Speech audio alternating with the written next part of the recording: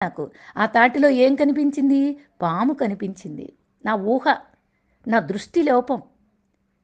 అక్కడ కాస్త చీకటి కనపడుతుంది. అందువల్ల నాకు పామని కనిపించింది. వాస్తవానికి అక్కడ సర్పం ఉందా? లేదు.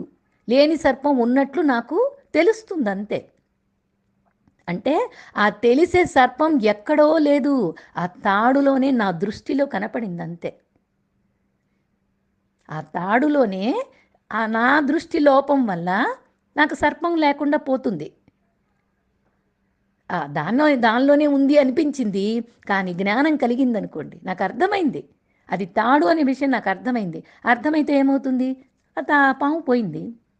ఇది తాడు అనే జ్ఞానం కలిగితే ఆ జ్ఞానం ఇక పోదు. నాకు స్పష్టమైంది కాబట్టి. కాబట్టి మళ్ళీ అది సర్పం అనే మోహం నాకు రానే రాదు.